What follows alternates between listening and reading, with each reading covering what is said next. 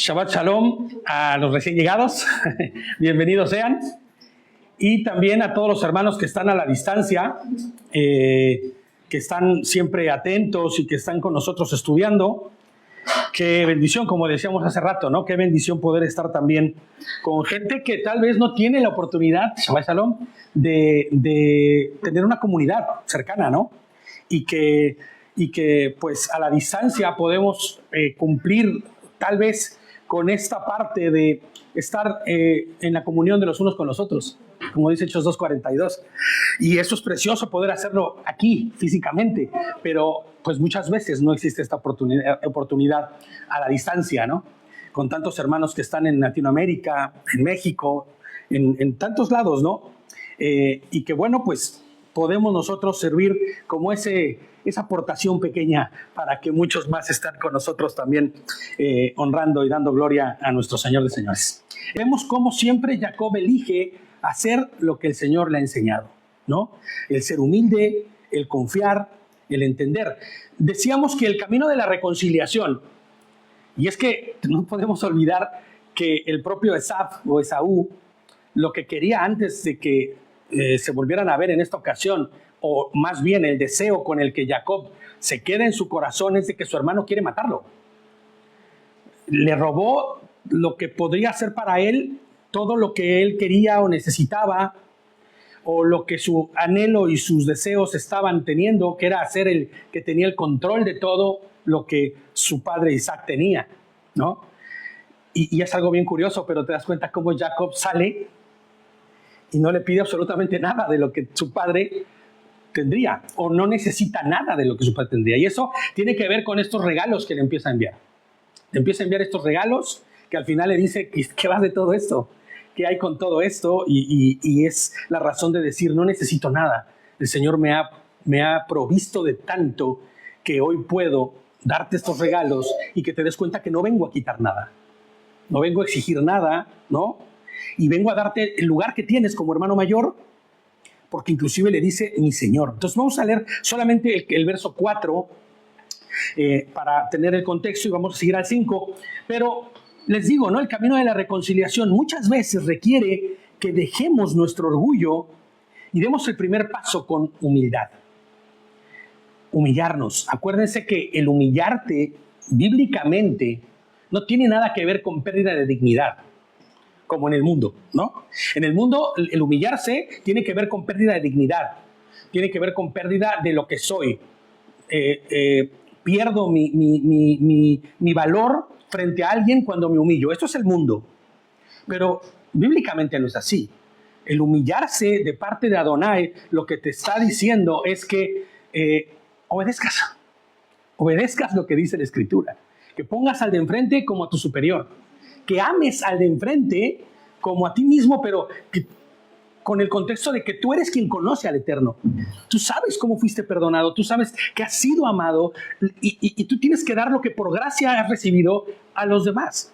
Entonces, si tú has sido perdonado, has recibido gracia de parte del Señor, el Señor te dio la muestra más grande e increíble de cómo humillarse, siendo el Eterno, siendo el Creador, se hizo en la figura de un simple ser humano, se humilló hasta lo sumo, dice la Escritura, y dejó esa posición elevada, esa posición digna de ser Elohim, para hacerse como uno de nosotros. Creo que el ejemplo claro de lo que es humillarse lo tenemos delante. Entonces, la reconciliación siempre va a requerir que haya humillación. Humillación propia. No que yo humille al de enfrente o que me humille, no. Humillación propia, ¿no? Así como esta humillación que el Señor propone cuando viene el tiempo de Yom HaKippurim, ¿no? Que dice que afligirás tu carne, ¿no? Eso es una forma de humillarte porque vas a privar de tu carne las cosas principales, primordiales, este ayuno de 24 horas, que nosotros, o al menos la Escritura lo dice así, ¿no? Tiene que ser un ayuno completo, ¿no? Y nosotros lo realizamos de esa manera y entonces te das cuenta que cuando humillas tu carne, las cosas son distintas. Cuando te humillas a ti mismo, las cosas funcionan diferente. Y cuando vas frente al hermano que ha decidido matarte o que tú sabes que prometió matarte y te humillas, los resultados son increíbles, ¿no?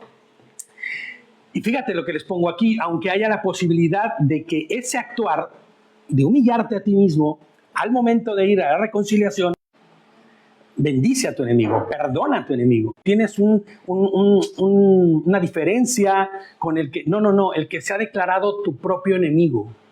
Bendícele, ámale y en la medida que puedas, y digo en la medida porque a veces es el preservar la vida es el mandamiento principal, ¿no?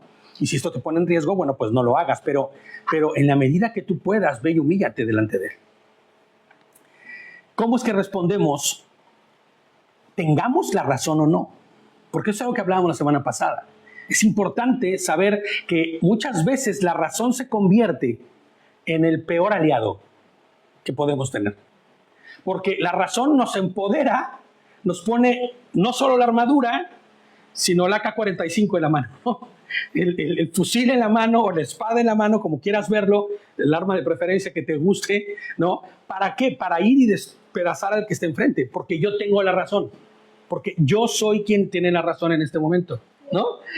Así sucede siempre, en el mundo al menos así es. Yo tengo la razón, quien se tiene que humillar es él porque él está equivocado. Puede ser que desde tu perspectiva sí, pero la otra persona también tiene su verdad. Sí. Al final nadie tiene la verdad correctamente. Y al final eso va a convertir aquí, eso es peor todavía porque se convierte en una guerra, ¿me entiendes? En una guerra en donde él va a sacar su mejor arma, él va a sacar su mejor armadura porque dice yo tengo la razón. No, la tengo yo. Y en el no puede pasar años.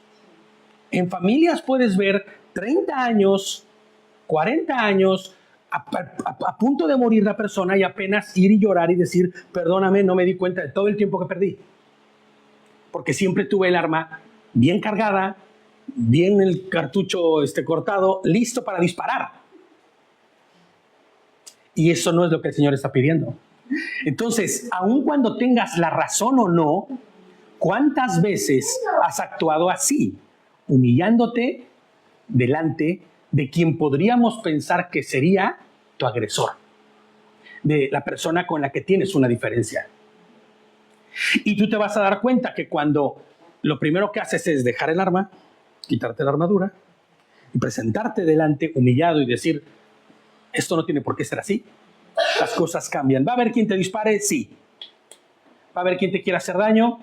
Sobre todo la gente que está en el mundo, que no te conoce, que no conoce al Señor, que no ha tenido la gracia y la misericordia y ha probado las mieles del perdón por parte de Yehoshua. Claro, muy seguramente sí, pero a veces te vas a encontrar también que en el propio mundo, allá afuera, hay más misericordia de la que te imaginas.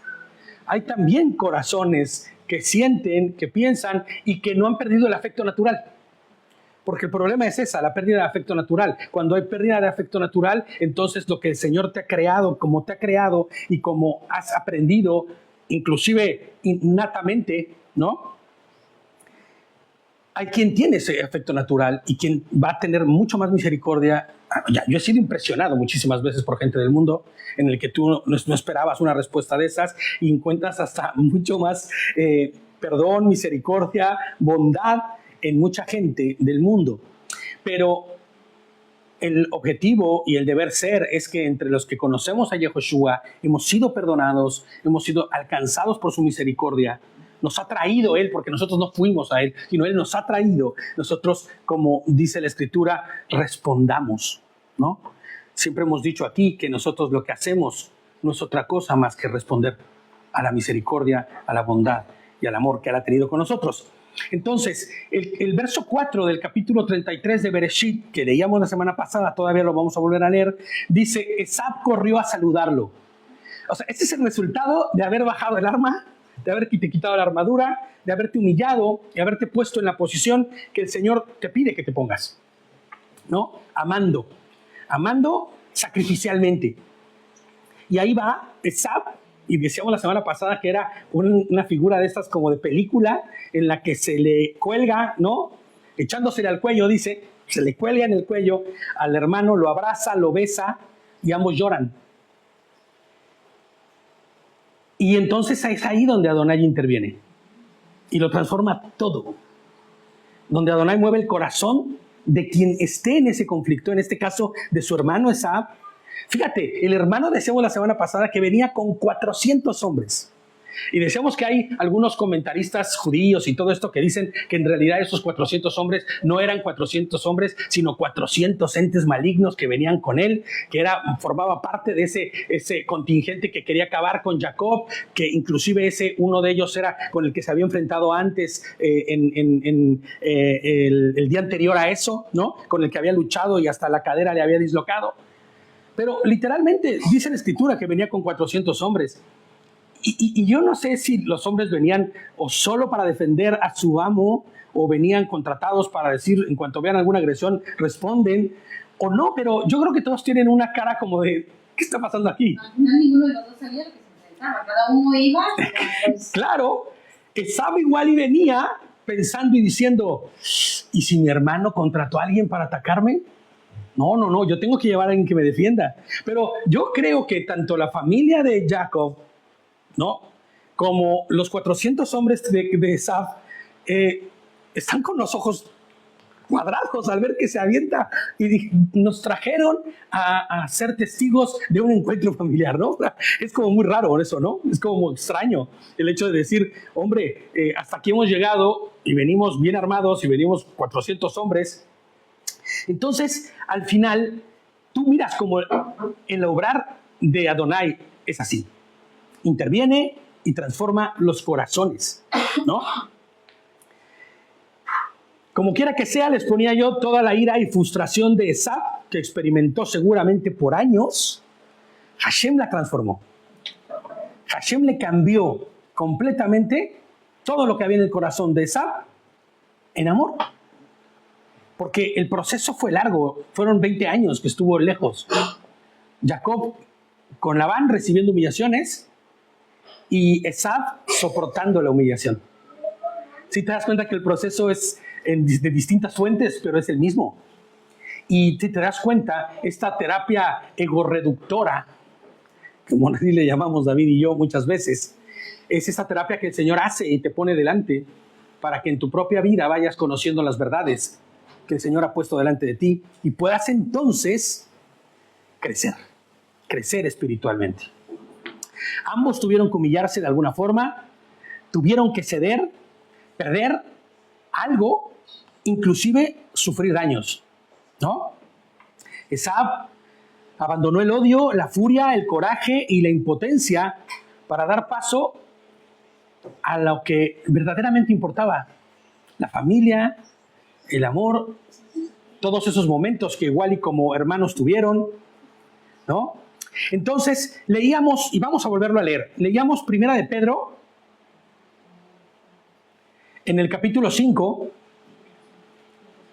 y leíamos del verso 6 al 10. Sí, el capítulo 5,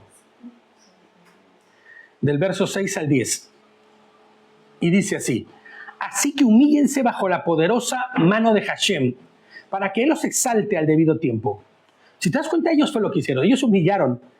Y se humillaron, cualquiera podría pensar uno a otro, pero en realidad se humillaron delante de Adonai, delante del Eterno, porque hicieron lo que tenía que haberse hecho conforme a lo instruido por Él. Denle a todos dice, déjenle a Él todas sus preocupaciones, que Él se interesa por ustedes. Sean sobrios y manténganse alerta. Su adversario, el acusador, como león rugiente anda alrededor buscando a quien devorar. Opóngansele firmes en la emuná. Esto es muy importante, ¿eh? La manera de oponérsele a alguien, inclusive al enemigo, en sus artimañas y en su manera de actuar hacia nosotros, es en la emuná. Y hemos dicho muchas veces, y creo que es un concepto que ya tenemos todos entendido, que la emuná es la educación que hemos recibido de parte de Adonai. La educación que hemos recibido día con día, paso a paso, a través de ir conociendo a su Torah, a través de ir haciendo sus procesos, a través de ir haciendo sus mandamientos. Todos estos procesos y mandatos que el Señor ha puesto delante de nosotros como la forma de actuar. Esa es la verdadera emuná. Porque cuando dice, en este versículo normalmente diría fe, Pero la fe es corta, la fe humana como tal es muy corta, es solamente desear algo con fuerza, pero en realidad la palabra que debería existir ahí siempre es emuná, es la educación. Y solo la educación que hemos recibido de parte del Señor es la que va a permitir que yo tenga la certeza de lo que se espera con la convicción de lo que no se ve.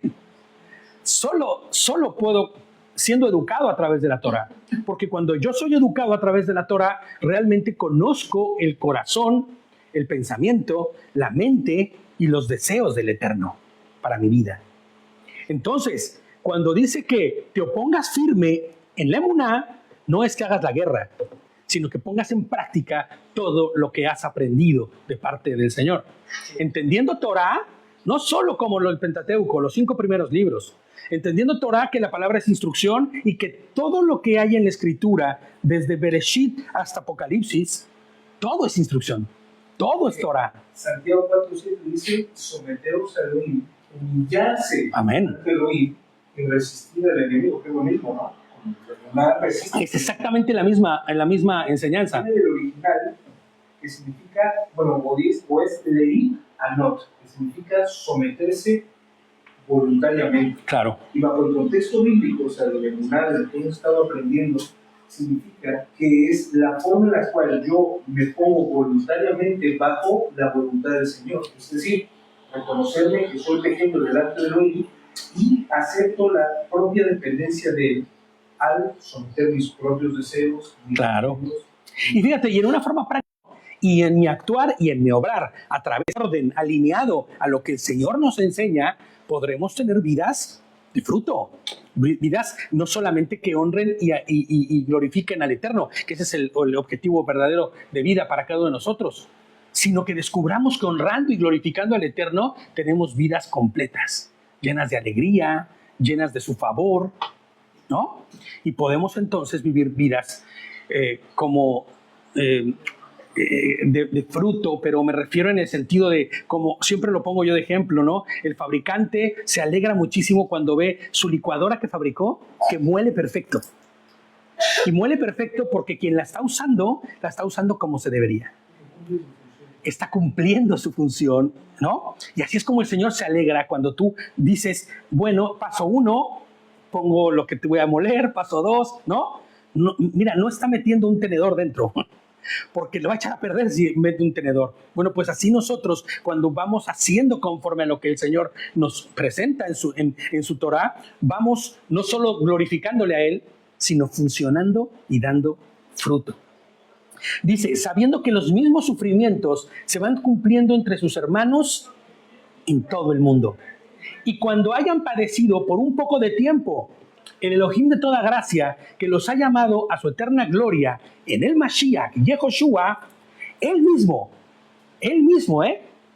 Hashem Yehoshua, él mismo los restaurará, los afirmará, los fortalecerá y los establecerá.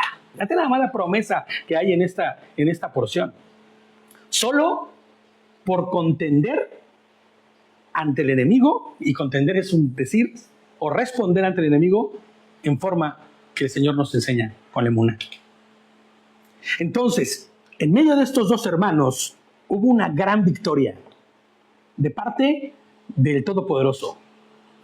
Resguardó a los suyos de una manera firme, decíamos, ¿no? La semana pasada. El enemigo no tiene parte en medio de ellos, porque ya no hubo rencor.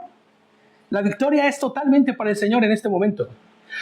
Inclusive decíamos, ¿no? Después el pueblo o los descendientes de Esab van a hacer cosas que no son correctas, se van a establecer o se van a instituir enemigos de Israel en muchas ocasiones. Sí, eso es el futuro de lo que viene. Pero en este momento hubo una victoria de parte de Adonai en donde el enemigo no tuvo parte, ¿no? El enemigo no tuvo forma de poder hacer nada de lo que, hombre, el enemigo desearía. Enemistad, ¿no? Ira, contienda. Y el Señor, en su gran poder y amor, restaura lo inimaginable. Pero fíjate, se puede entender que la humillación que proviene de parte de él, lo que produce es formar el carácter no como un castigo destructivo, sino como una pedagogía espiritual. Claro, Claro, aprendizaje hombre, continuo espiritual. totalmente. La humillación que proviene de Dios. Claro, porque mira, si te das cuenta, todos los procesos que humillan al ser humano tienen fruto.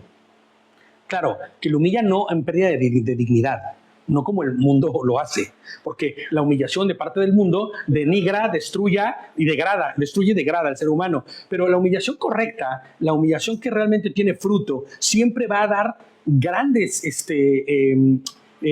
aportes a la vida de una persona. Y es lo que está diciendo David. Es como si fuese un proceso pedagógico de aprendizaje. Totalmente, ¿no? Y es que, fíjate, yo les pongo como comentario, a veces vamos subestimando lo que Elohim puede hacer en el corazón de otros. No, ese hombre es terrible. No, mira, esta chica es malísima. No, mira, este varón está súper torcido. Ese no cambia nadie, ¿no? Ese no lo cambia nadie. Y no es así. Cuando nosotros vamos orando, vamos haciendo que las cosas sean transformadas. Pero fíjate, algo que yo quise no dejar de decir en esta ocasión y que dijimos la semana pasada es que no podemos dejar de orar, pero no solo por nuestras heridas. Eso es muy importante, sino por los corazones heridos del de enfrente, los que parecen aún estar cerrados, ¿no? Inconexos, llenos de orgullo y que no han comprendido cuál es la forma en que Hashem obra. Porque cuando nosotros vemos una persona que no cambia, no se transforma, bueno, debemos entender que no conoce el proceder de Hashem. Porque si lo conociese, empezaría a actuar conforme a ello. Pero, ¿qué tal de nuestro corazón hacia esos? ¿Estamos orando por ellos? ¿Estamos orando porque el Señor transforme sus corazones? Porque haya ese cambio que ya sucedió en nosotros, para nosotros poder estar orando en ese momento por nuestras heridas, pero no solo por las nuestras, sino por las de los de enfrente, ¿no?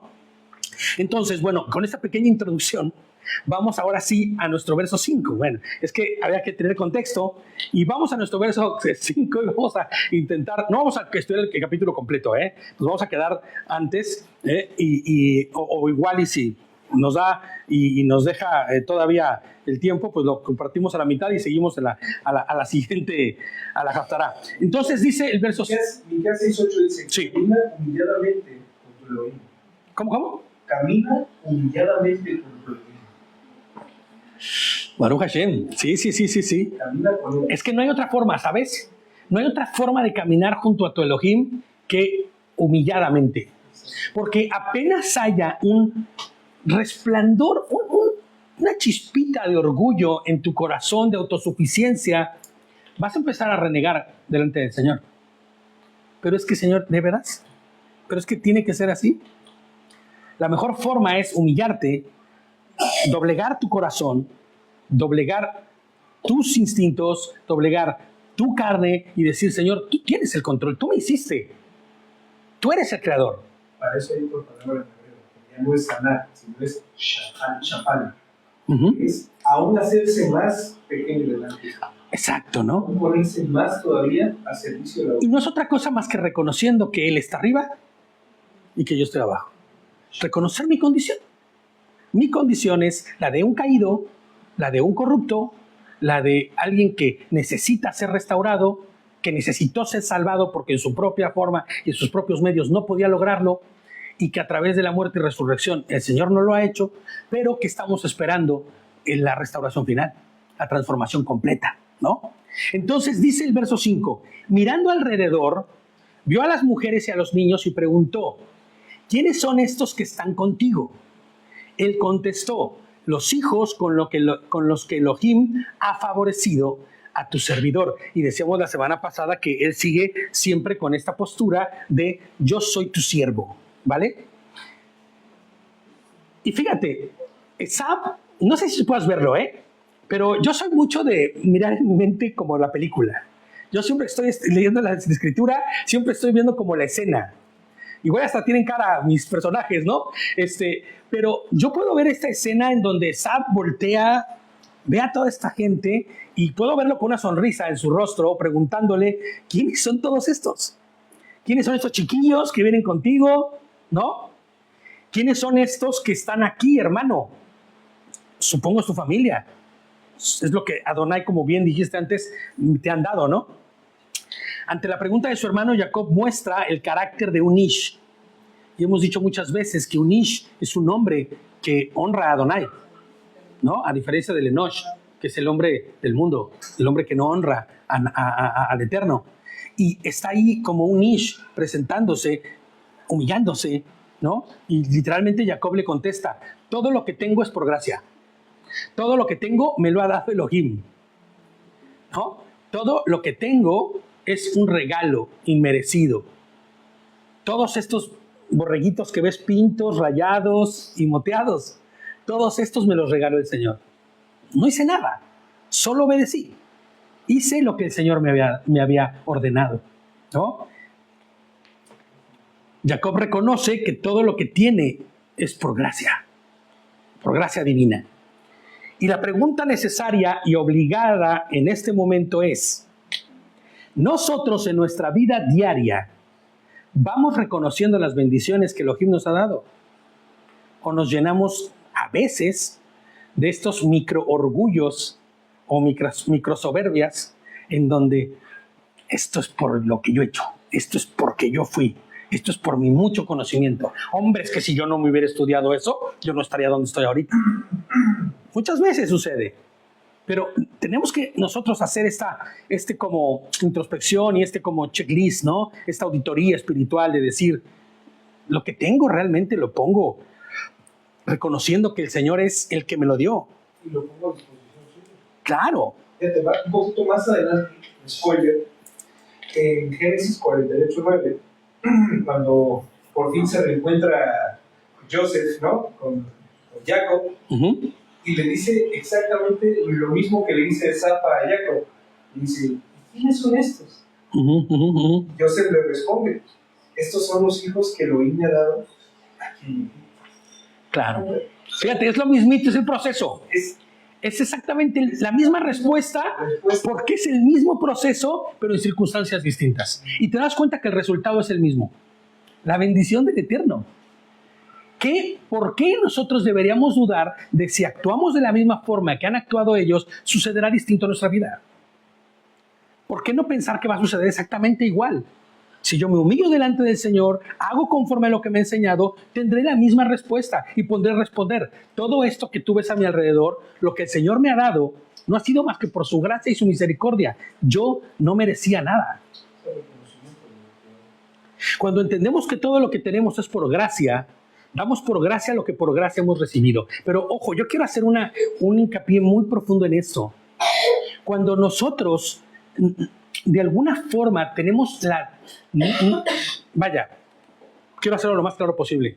Cuando no ponemos delante a Adonai como el único que nos ha dado todo lo que tenemos, cuando no o nos damos la oportunidad de creer que nosotros en nuestros grandes esfuerzos y en nuestras muchas maravillosas ideas hemos logrado lo que tenemos, lo que estamos haciendo es que estamos alimentando un proceso dentro de nosotros que se va a convertir en una metástasis como el cáncer, en el que va a empezar muy pequeñito aquí, pero que se va a disfrazar de una forma en el que cuando ya no te des cuenta, vas a tener destellos de orgullo en cada una de las áreas de tu vida, y cuando intentes quitarlo, tal vez sea demasiado tarde. No porque el Señor no pueda hacerlo, sino porque me refiero tarde a que ya hayas destruido mucho a tu alrededor.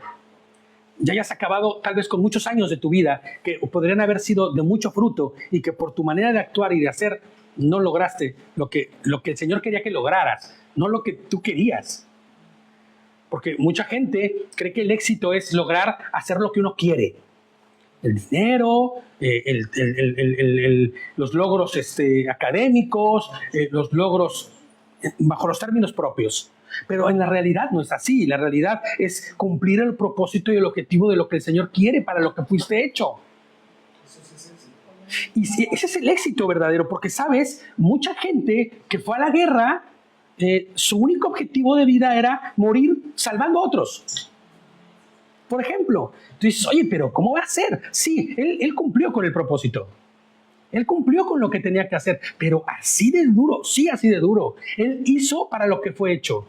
Cumplió con el propósito e hizo lo que debía haber hecho. Muchas veces no nos gusta a nosotros tener que humillarnos y cumplir con el propósito porque no encaja en nuestros planes.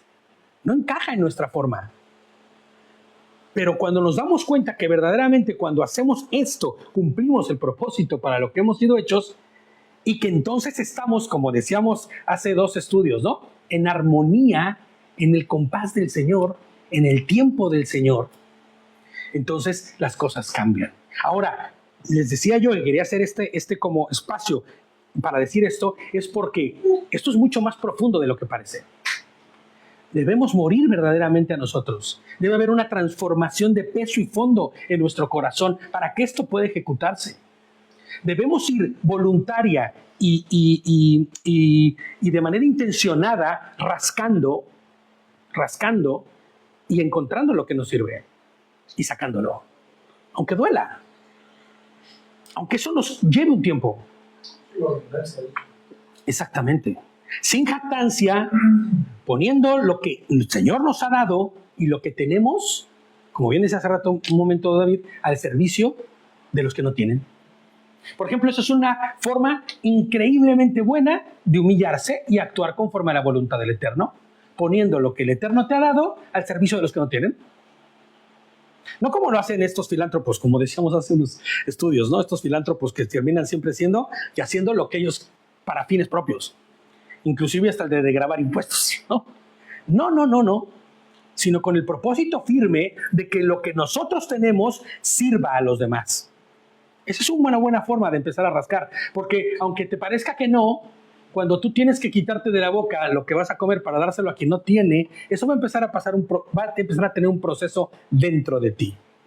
Inclusive te voy a decir algo, y pensando así rápidamente, va a sanar situaciones que hay en tu interior.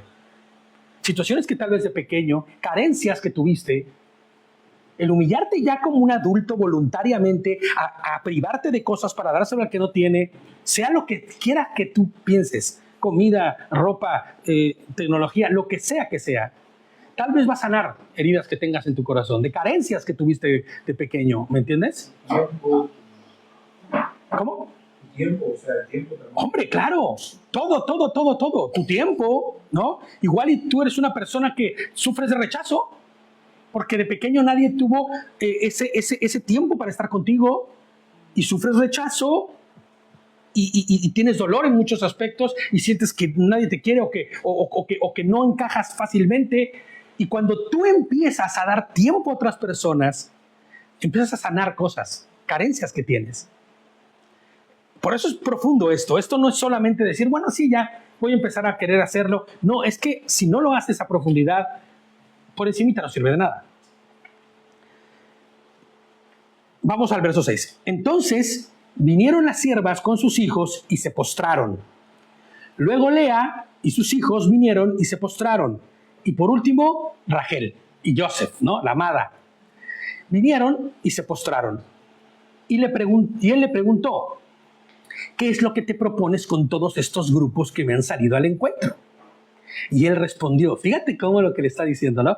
La manera en que se está humillando, ganar el favor de mi amo. ¡Wow! Yo creo que esa respuesta no la esperaba ni el propio Esab, ¿no? Yo creo que no esperaban ni siquiera los que venían con Jacob que él respondiera eso. Lo que busco es ganar su favor. Romper la coraza que es su corazón, mi Señor, ¿no? A través de ver las bondades que he tenido de parte del Eterno. Lo que él no sabe o no sabía es que Jacob venía ya en carnita, ¿no? Esperando recibir y abrazar y sentir a su hermano. Cada grupo que venía y se postraba ante Esab, venía y le presentaba regalos. Y fíjate, puedo ver, les ponía yo aquí, a un Esab que tal vez se sienta hasta incómodo. Pues él no necesita de todo eso. Él ya ha perdonado a su hermano, incluso antes de llegar a donde él. Y Esab dijo, yo tengo suficiente, hermano, quédate con lo tuyo. Y fíjate, ¿no? Aquí hay un desinterés genuino, honesto, con respecto a los regalos de Jacob. No es un desinterés producto de su orgullo, porque a veces sucede, ¿no? No lo necesito, quédate con lo tuyo, ¿eh? No me ven. No hay desprecio, sino una buena intención, hermano. No pasa nada, ya te perdoné, te amo, no necesito esto, yo también tengo un montón, quédate con lo tuyo, ¿no? Como ese que busca que no se afecte la economía del hermano cuando llegas y le das algo, ¿no? No, hermano, yo tengo suficiente. No, por favor, ¿no? Y hasta te hace este dime y direte. No, por favor, ¿no? No quiere que su hermano, por darle regalos intentando ganar el favor de él, se empobrezca. Esaú no conoce la riqueza de su hermano Jacob, es que esa es la realidad. Esaú no sabe la dimensión de la riqueza, porque no sé si se acuerdan cuando dice que agarró lo que tenía a la mano. 200 cabras, perdón, ¿no? 100 no sé cuántos, o sea, eso era lo que tenía a mano. Él no dimensiona la riqueza de su hermano. Pero Jacob dijo en el 10, no te lo ruego, si me haces el favor, acéptame este regalo, porque tu rostro, esto es precioso porque tu rostro es como ver el rostro de Elohim, y tú me has recibido favorablemente. ¿Por qué está diciendo esto? ¿Por qué imaginas que Jacob le dice, ver tu rostro es como ver el rostro del Creador mismo? ¿No te parece que esto podría ser hasta como adularlo demasiado? No es porque ve la misericordia del Señor, de cómo Él... Exacto, aleluya, así es. Lo que Jacob en realidad está viendo es el obrar de Adonai. Este hombre me quería matar. Este hombre yo lo conozco. Es un hombre que es arrebatado, excelente cazador, muy violento. Es un hombre que no respeta ni a sus padres, porque fue y se casó con 2 aramitas, ¿no? Y luego con no eran aramitas, eran, cananeas, ¿no? Y luego fue y se buscó a una egipcia. Este hombre tiene un carácter brutal y viene a mí con un amor y un cariño. Incluso cuando estaba Isaac ya inhabilitado, ¿no? O sea, imposibilitado, agarra y le dice, levántate, come.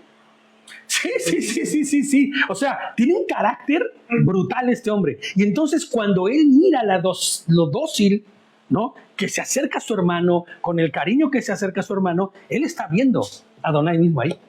El favor de Adonai lo está viendo, ¿no? Su hermano no tiene odio, no tiene rencor. ¿Cómo le responde? Dice, hermano mío. Hermano mío, claro, ¿no? Hermano mío. O sea, en la manera de actuar del propio Esaú se ve la transformación que Elohim ha hecho, ¿no? Y fíjate, cuando amamos, perdonamos y servimos, escucha esto, porque creo que es algo de lo que tenemos que quedarnos para ponerlo en práctica en nuestra vida diaria. Cuando amamos, perdonamos y servimos, revelamos el rostro de nuestro Creador a otros. Cuando nosotros vamos y hacemos lo que Yehoshua hizo, claro, no vas a andar lavando los pies a la gente en la calle, ¿verdad? Ni en tu trabajo. Pero sí vas a hacer esa misma acción que tuvo Yehoshua, solo que en otro aspecto. Cuando vas haciendo esas cosas, la gente va a ver el rostro de Adonai. La gente va a poder ver el carácter de Adonai en ti. Mostremos su rostro a través de mostrar su carácter. Pero para que eso pueda suceder, nuestro carácter debe haber sido ya moldeado previamente por el carácter de él. El 11 dice, por favor, acepta mi obsequio que te he traído, que Elohim me ha favorecido y tengo mucho, hermano, ¿no? Y cuando insistió, él lo aceptó. El Proverbio 27:19 dice, como el agua refleja el rostro, así el corazón del hombre refleja al hombre. Amén. Así es. Así es. Porque, ¿sabes cuál fue el error de Satanás? De Hasatán. ¿Se acuerdan cómo le llamaban en las huestes celestiales? Lucero. Antes de la caída, ¿no? Lucero. ¿Por qué le llamaban lucero? Porque daba luz. Lo que no sabía es que él reflejaba la luz de estar en la presencia del Eterno. No era una luz propia. Es lo que sucedió con Moshe cuando bajó del monte Sinaí después de estar 40 días en la presencia del Eterno. Cúbrete porque nos da miedo verte resplandecer como lo estás haciendo, ¿no? Y fíjate, lo que nosotros debemos entender es que nosotros cuando pasamos tiempo en la presencia de Adonai y caminamos conforme a lo que nos ha enseñado, resplandecemos y somos esos espejos que traen la gloria del Eterno a los demás. Colosenses 3:10. y os habéis vestido del nuevo hombre, el cual se va renovando hacia un verdadero conocimiento, conforme a la imagen de aquel que lo creó. Amén, así es. Si verdaderamente hemos sido paridos de arriba, nacidos de nuevo, nuestra nueva naturaleza va a estar en las cuestiones que provienen del Eterno, los atributos, sus características, sus adjetivos. Fíjate, cuando dice la Escritura que fuimos hechos en obra y semejanza, significa que fuimos hechos por Él, ¿no? A la forma que Él planeó para que fuéramos hechos. Pero el objetivo de la semejanza no se cumple todavía, porque no somos semejantes al Eterno todavía. En el último día, cuando el Señor venga y el sonar del shofar suene y Él nos transforme y nos dé una nueva naturaleza a todos y cada uno de nosotros, sí que tendremos ya la semejanza. Pero la Escritura nos insta a ir y caminar todos los días a buscar la semejanza de nuestro Creador, como el único camino que nos llevará y nos pondrá en ruta hacia la eternidad. Hombre, la semejanza en cuanto a Ruach, ¿no? Hombre, eso es lo único que nos semeja a Él. Es la imagen, esa es la imagen. La semejanza en realidad la vamos a adquirir en el último día. Y la semejanza hoy nosotros lo que hacemos es buscarla yendo hacia la estatura del varón perfecto. Claro, tenemos una naturaleza caída. No podemos hacerlo del todo. Necesitamos ser transformados y recibir esta nueva naturaleza en el último día. Pero sí que la Escritura nos insta. Vamos caminando hacia esa semejanza, para que entonces podamos reflejar lo que el Señor nos ha enseñado y el propósito verdadero que tiene para nosotros, ¿no? Cuando Esaf le dijo, quédate con lo tuyo, no se lo dijo arrogantemente, ni de mal sentir. Simplemente estaba guardando también la economía de su hermano, pero al final le dice, dámelo. Porque también, ¿sabes qué? Eso denota que no hay un mal corazón de él. Si hubiera solo orgullo y soberbia, diría que no, hermano, que te quedes con lo tuyo, que no lo necesito. Pero no es así. ¿Qué hace él? Venga, dámelo. Con este gesto de, no, tampoco lo necesito yo, pero es un regalo que me estás dando y lo voy a recibir con cariño, ¿no? Y con amor. Y esa es la razón por la que insiste también Jacob. No lo insiste porque quiera fuerzas como enganchar y cerrar el trato de yo te di, ahora tú me perdonas. No, hay amor verdadero, ¿no? Hay sinceridad. Se refleja el entendimiento nuevo de esa gente al saber, si él me lo está dando seguramente es porque si yo digo que su rostro me refleja al mismo Elohim, sí, seguramente esto que él me da proviene de parte de Elohim. Claro, hombre, es que la ecuación es así simple, ¿no? Todo lo que este hombre está hablando es de parte de Adonai, lo que reciba de él es como si lo estuviera recibiendo de Adonai. ¿Quién soy yo para decir no? Algo que estoy recibiendo de parte del Eterno a través de, por el conducto de uno de los suyos. Sencillo, ¿no? Entonces, en el 12 dice Esaf, emprendamos nuestro viaje que yo iré a tu paso. Fíjate, el corazón del hermano, ¿eh? El hermano ya perdió todo resentimiento, perdió todo maledicencia hacia su hermano y le dice, vamos juntos y de camino. Y fíjate que aunque Esaf le ofrece acompañarlo, Jacob lo declina. ¿Por qué lo declina? ¿Cuál es la razón? Porque si ya hay una sinceridad, no estamos hablando de posturas, solo la imagen, una imagen falsa. Bueno, ya me perdonó, pero yo sigo todavía cuidándome. No, porque si hay sinceridad y transparencia en esto, ¿por qué lo declina? Y es sencillo, no lo hace por desprecio, sino porque él está siguiendo órdenes. Él tiene una dirección que Elohim le ha dado. Él le ha dicho, regresa a la casa de tus padres. Y lo que le está proponiendo Esaf no es ir a Canaán, a la casa de sus padres, sino a donde habita en ese momento ya Esaf. Y fíjate, no todos pueden caminar con nosotros cuando hemos resuelto las circunstancias, aunque haya shalom, aunque haya paz. Porque aunque yo haya tenido una resolución favorable con algún hermano o hermana con el cual yo tenía un conflicto, como en este caso, tal vez no vamos a poder andar en el mismo camino. Porque yo tengo algo que el Señor me ha dicho que tengo que hacer, que tal vez no es lo mismo que le ha dicho a mi hermana que tengo que hacer. Y tendremos que caminar por caminos separados, pero en shalom. Claro, todos cumpliendo el propósito. Más aún si la persona con la que estamos solucionando el asunto no es un creyente, por ejemplo. Estamos en paz, estamos en shalom, pero no puedo andar tal vez hacia donde tú caminas. Me encantaría que caminaras hacia conmigo, que es diferente, ¿no? Mayor entendimiento, mayor responsabilidad. Sí. Efesios 4:24. Y os vistáis del nuevo hombre, el cual, en la semejanza de Elohim, ha sido creado en la justicia y santidad de la verdad. Amén. Sí. Fíjate, la razón por la que él no va es porque tiene una instrucción clara de parte de Adonai, ¿no? Que él tiene que cumplir. Pero él le dijo, mi amo, fíjate cómo él no cambia, es genuino Jacob, ¿eh?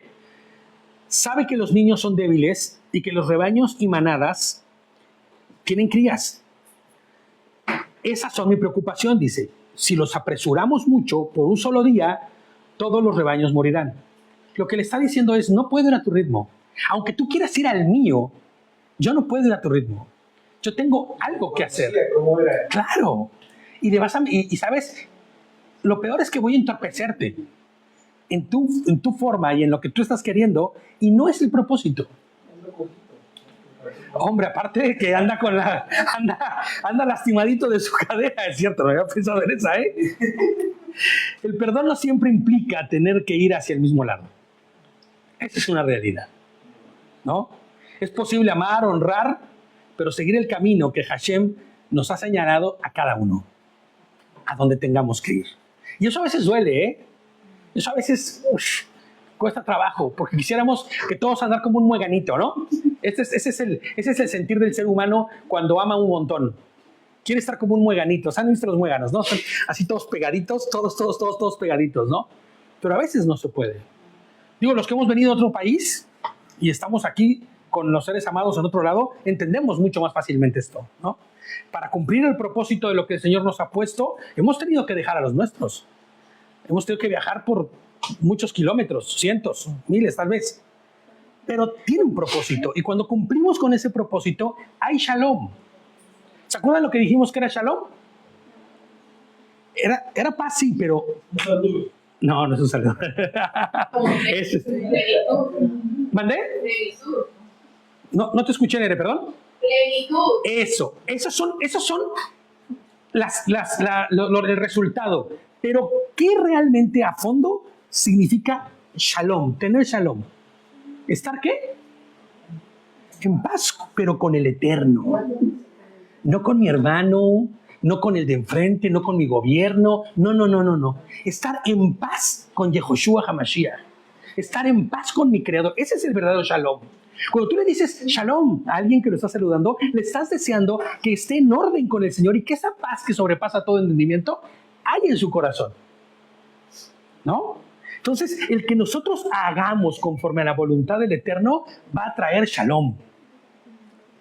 Porque vamos a estar alineados a su voluntad, en orden con Él, ¿no?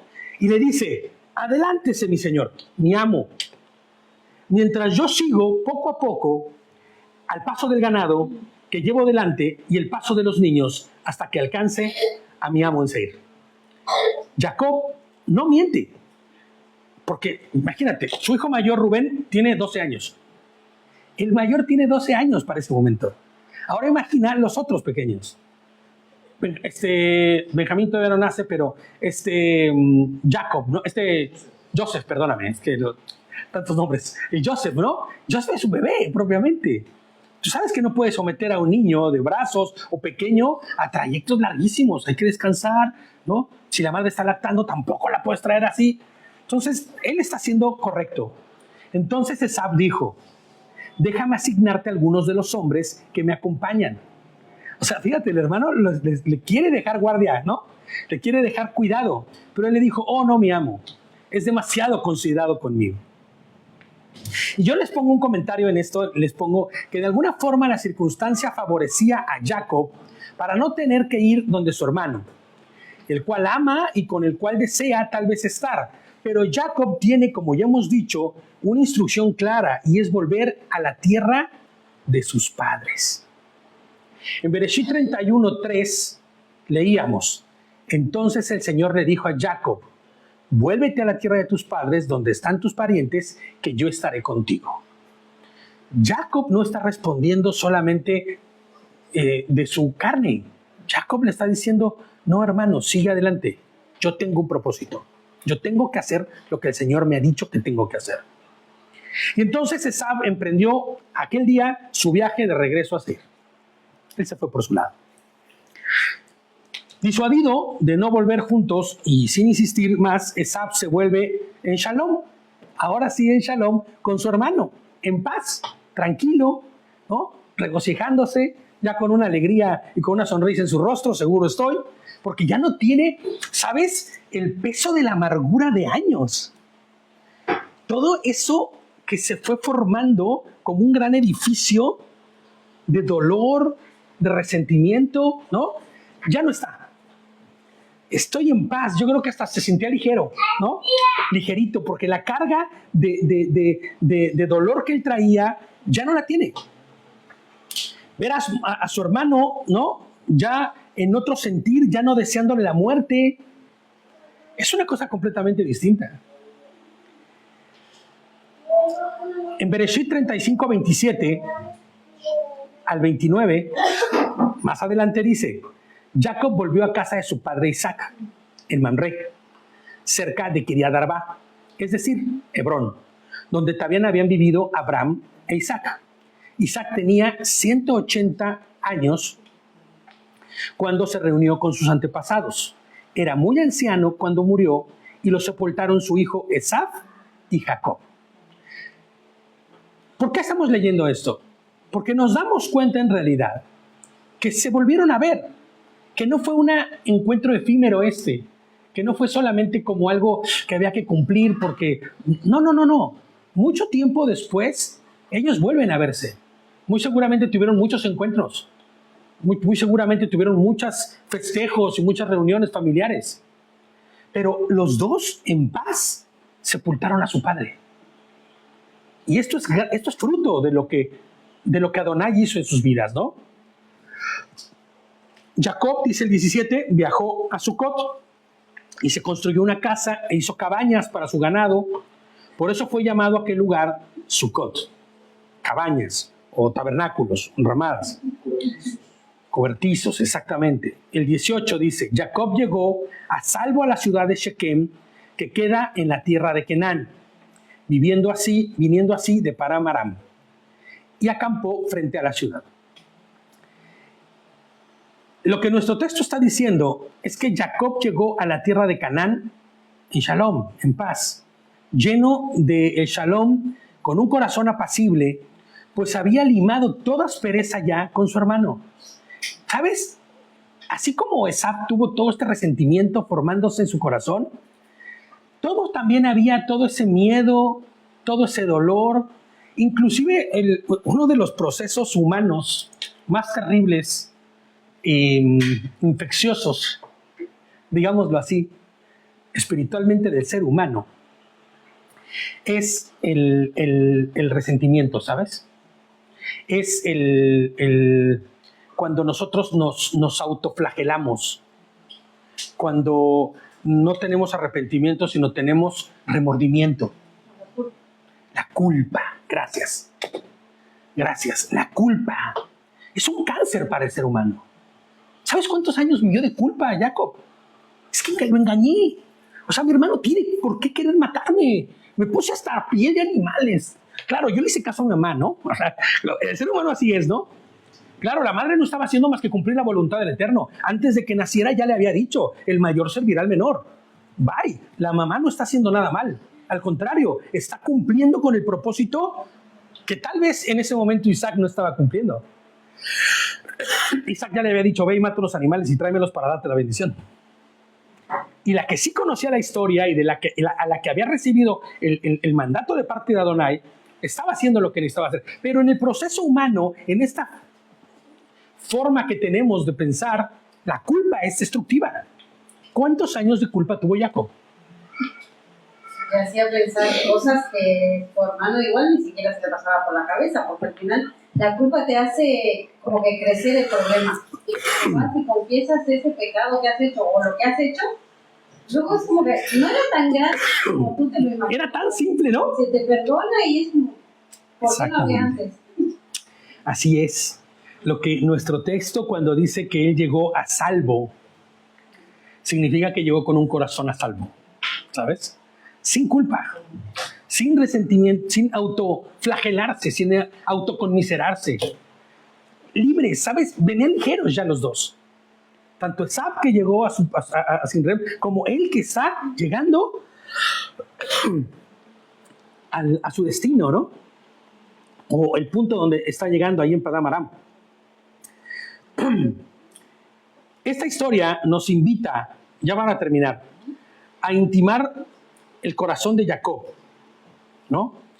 O sea, buscar el sentir verdadero del corazón de Jacob, pero sobre todo, no el corazón de Jacob naturalmente, sino el de la imagen y figura de lo que representa el corazón de Jacob. ¿Se acuerdan en estudios pasados que dijimos que Jacob era una figura de? ¿De quién? De Yehoshua, de Mashiach. Una figura de Mashiach porque muchas de las cosas que íbamos a ver en este proceso de cuando él sale con sus padres hasta donde llega con Labán, inclusive después, en cómo se humilla, todo lo que hace, ¿no? Cuando ve la escalera que bajan y suben, todas estas cosas son figuras de lo que él está mostrando como el propio Mashiach sería. Él es hombre figura de lo que Mashiach es. Entonces, cuando este texto nos está invitando a que busquemos tener un corazón no como el de Jacob, sino como el de Mashiach, como el de nuestro Señor. ¿Y de qué forma lo haríamos?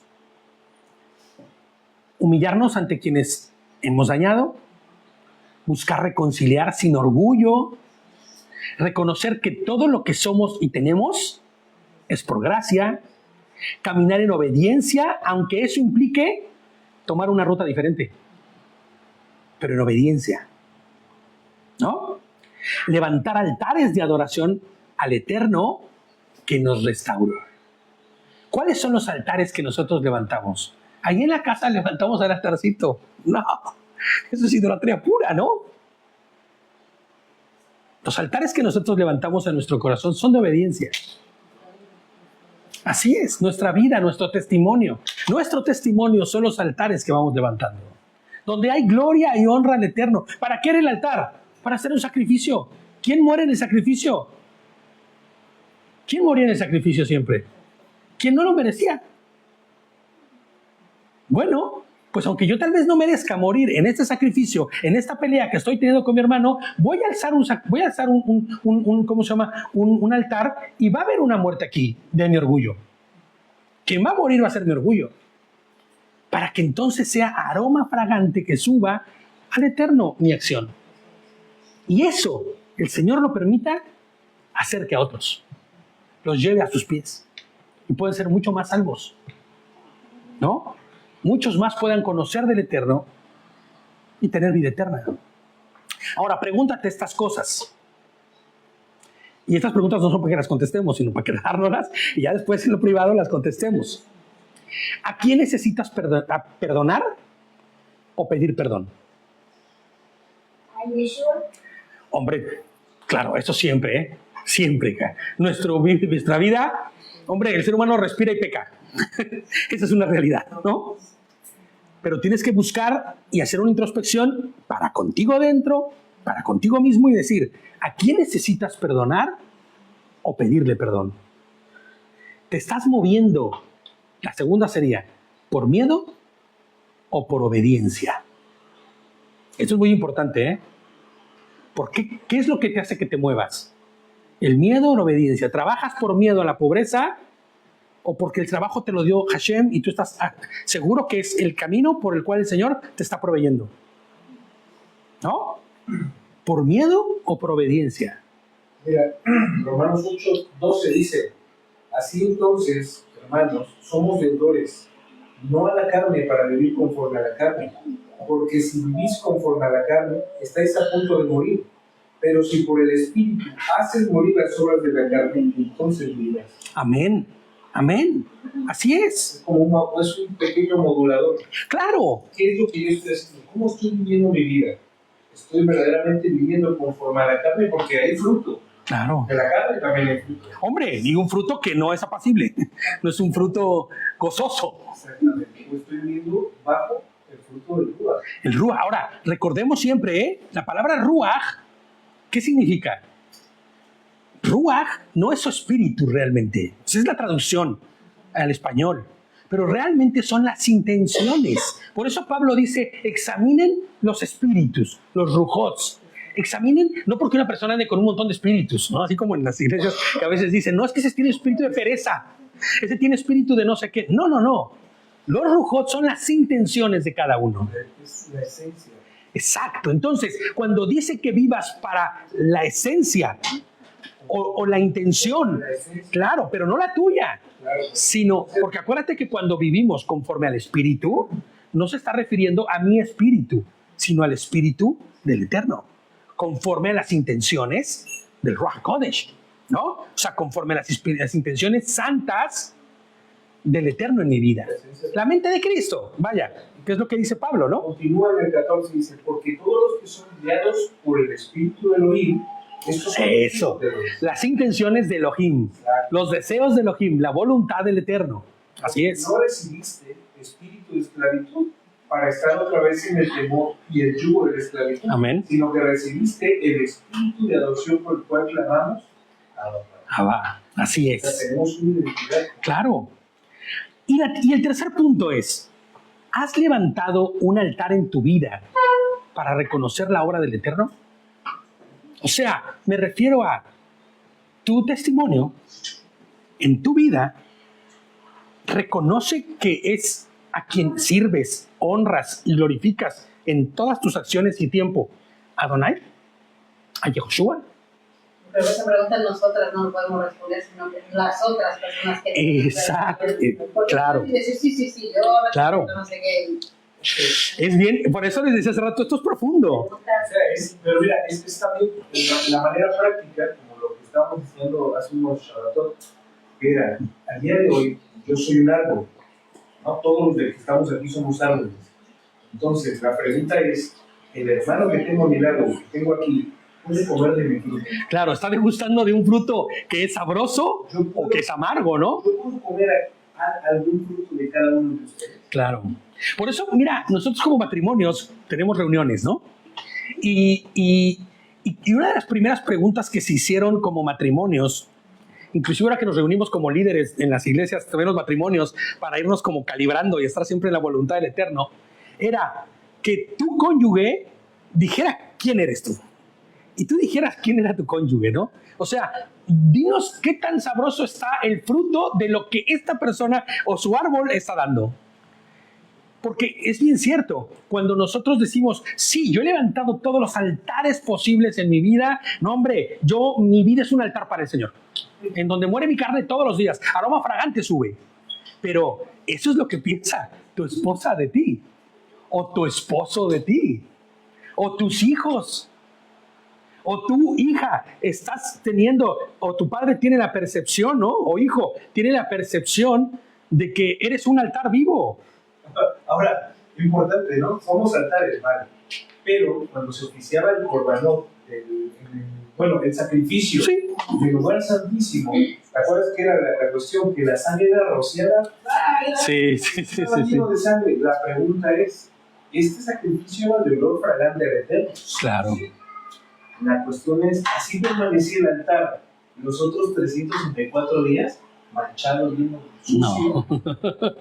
La cuestión Claro. es que nosotros no esperamos un año el Yom HaKippurim para Claro. poder oficiar ese sacrificio. Sí. Porque eso lo hizo Mashiach. Diariamente nuestro sacrificio, nuestro altar, tiene que ser de olor fragante al Eterno. Claro. Y el altar tiene que permanecer limpio. Impoluto.